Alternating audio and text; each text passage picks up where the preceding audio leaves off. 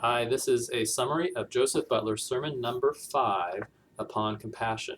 And it starts with a Bible verse. It's Romans chapter 12, verse 15, which says, "Rejoice with them that do rejoice, and weep with them that weep."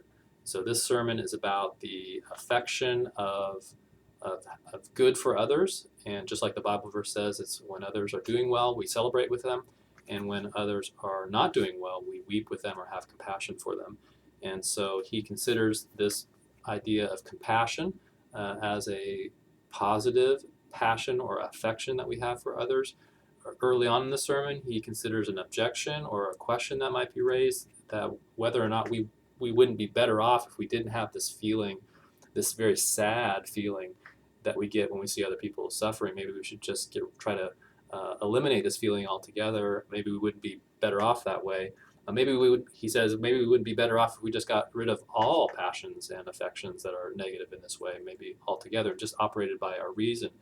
But he answers saying that in order for us to live according to our human nature, reason alone is not enough. We also have to have passion that comes along with it. A life lived fully according to our human nature is one that has both reason and passion.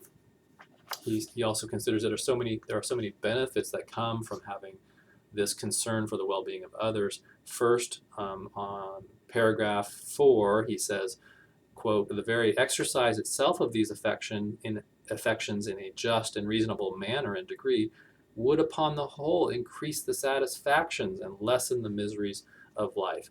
And so as examples of these satisfactions or lessening miseries, he says that when people know that they're cared for by us, then their misery goes down.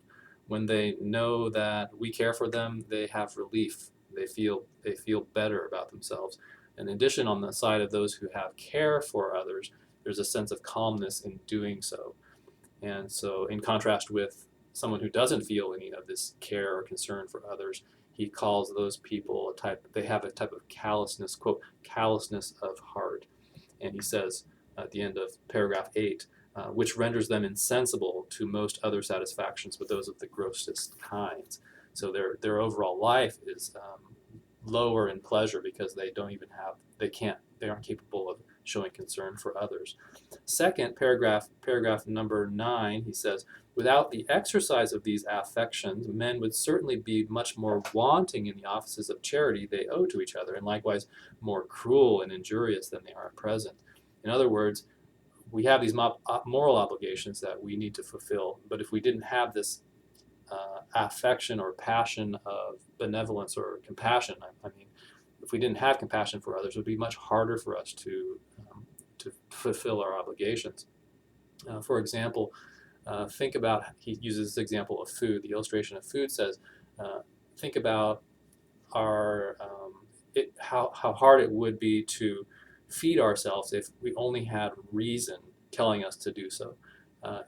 The fact that we have an appetite for food makes it much more likely that we'll actually get fed and survive than if we just had our reason operating. In the same way, he says that reason and the duty of charity work the same way. If all we have operating is our reason to tell us that we ought to do something, and there are no feelings to back them up, then it's very it's less likely that we'll actually be caring and charitable. After that, he also continues with this illustration of food, saying that we say of people who've lost their appetites, that there's something wrong with them physically, there's something wrong with their body. And in a similar way, we would say that somebody who's lost that concern for others, there's something wrong with their moral character. And here he explicitly mentions the Stoics. He says that even though the Stoics may have eliminated the negative feelings in their lives, and it might be quite easy to eliminate, if one sets out to do so, the feelings of benevolence for others, they still struggle with the strong passions of envy, pride, and resentment. And he continues on to explore those who set out just to completely eliminate concern for others and just focus on their own self-gratification. He calls them the men of pleasure. He might be referring to hedonists, and he might be referring to the Epicureans in the history of philosophy.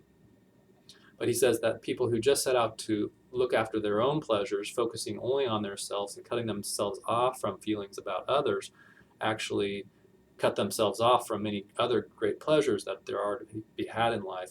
And he says at the end of paragraph 12, this makes them insensible to these other pleasures, these other goods, because of this so-called hardness of heart.